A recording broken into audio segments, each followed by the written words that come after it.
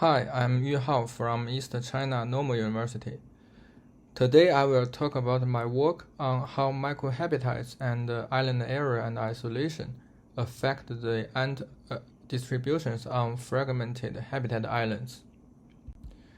So first of all, we all know that habitat fragmentation is theory, and here is a classic research that showing 70% of the forests are less than 1 kilometer from the edge of the habitat. So it is urgent to understand the species distribution pattern in fragmented areas.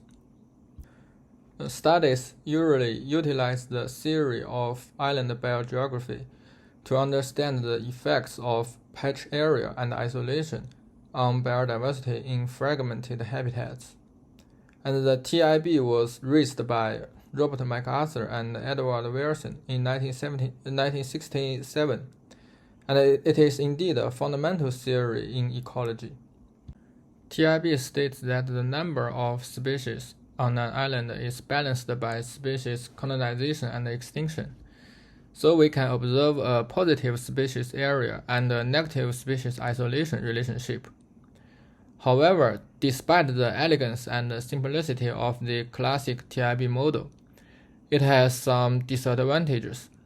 For example, TIB assumes all species are identical and have the same dispersal ability, so it ignores the distinct functional traits and trophic levels possessed and occupied by different species. So recent work has extended the TIB to incorporate a functional dimension of species. For example, the trophic TIB predicted that generalized consumers are more likely to occur on small islands than specialists due to the distribution of prey species. Generalists have broad niches and can feed on a wide range of prey that can be found on smaller islands. But the prey of specialists are more limited and may easily go extinct on smaller islands. Another extension is the allometric TIB. It assumes the species occupancy is dependent of trait, especially the body size. So the large-bodied species are vulnerable to extinct on smaller islands because they tend to possess smaller populations on these islands. Alternatively, large-bodied species are believed to have higher dispersal ability, thus they may reach isolated islands. So as you can see, the above series are all use island area and isolation as predictors to uncover the island species distribution or trait distribution. But the microhabitats that directly influencing the persistence of species on islands are often overlooked. So here are some habitat islands in Vietnam for rock gecko species. As you can see, the microhabitats are different. Here you have grass, rock, shrub, and woody plants. So my point is that the microhabitats are various within and among islands or patches in fragmented habitats. And the importance of microhabitat in affecting the species and trait distribution on islands are less known. Here we use ants as a model to conduct our research. Ants are dominant and abundant on almost all terrestrial ecosystems, and one of the early models for testing the TIB. And they play and occupy multiple roles and trophic levels in ecosystems. And they span a broad range of body and are known to associate with different microhabitats.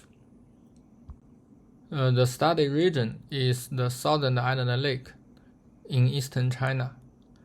TIL is an artificial fragmented island system formed by dam construction in 1959.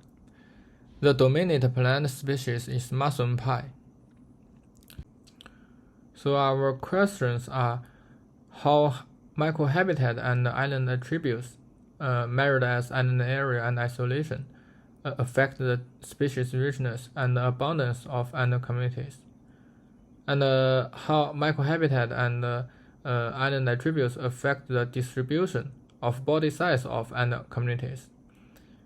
Finally, do these relationships differ among trophic levels of ants? Here we set up transects on study islands and use pitiful traps to capture ants. So totally we have 991 pitiful traps on 57 transects and 33 islands. And we identified all the species captured and measured Weber's length as an indicator of body size. We then divided the ant into predator and omnivore. For the microhabitats, we collected the canopy density, the cover of leaf litter, the depth of leaf litter, the cover of total vegetation, the number of seedlings, and the cover of moss focused on each pitiful traps. So our analysis is based on each pitiful traps. So our data have 991.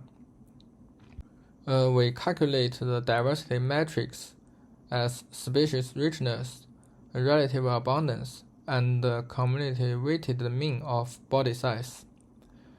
Then we set up a set of generalized linear mixed effect models. The models looks like this. The Y is the diversity matrix, the X is island area isolation, and 6 microhabitats. And the random effect is island and the transect ID. And then we use the model selection and the model average to test which variable is important for each diversity matrix. So the model average showed that the important variables for each diversity matrix are different. And we can see the island area only important for predatory ants. Okay, so we will come back to this later.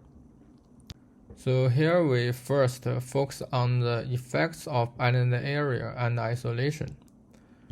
As we can see, the both species richness and abundance of predatory species increased with island area.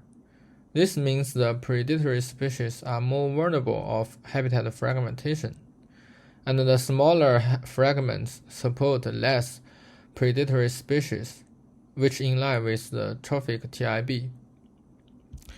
But the isolated islands tend to have more small-sized individuals.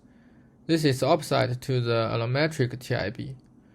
We argue that it is because the study islands may still be more strongly influenced by the dynamics associated with persistence and extinction, rather than the process of species accumulation.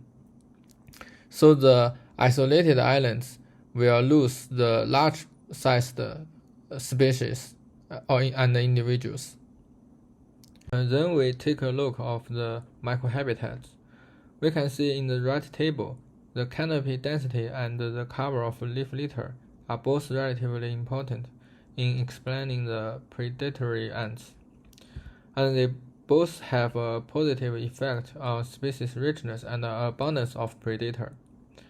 This is probably because predator nest and foraging in leaf litter, and higher canopy density indicate lower amount of light availability, so the leaf litter under will be more moist, and then supporting more predator species.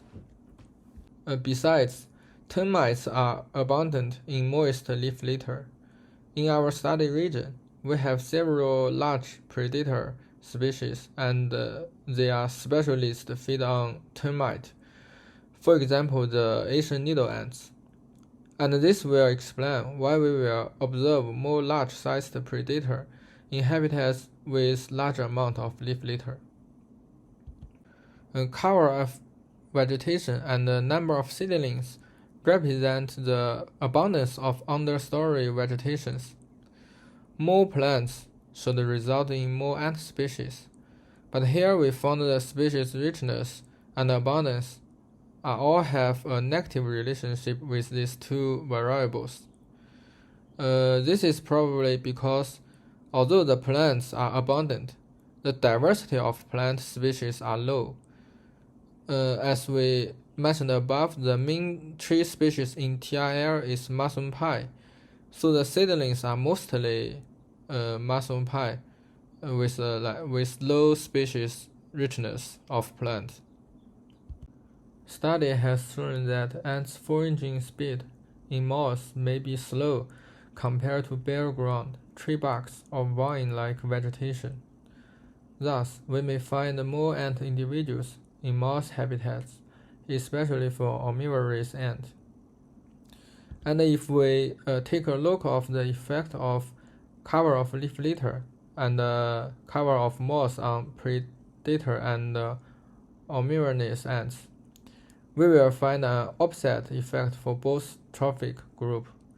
This indicates the niche differentiations between these two groups, which improve the coexistence of different ants. So for summary, first, predatory ant species are more vulnerable of habitat fragmentation. An extinction debate probably exists for ant communities on fragmented islands in TIL. The importance of microhabitat on fragmented habitats in determining the ant species richness, abundance, and trade distribution. And the niche separation of predator and omnivores may facilitate the coexistence of ants on fragmented islands. Thank you for your listening. So I probably will be in the field in this time. So if you have any questions, please contact me through my email. Thank you.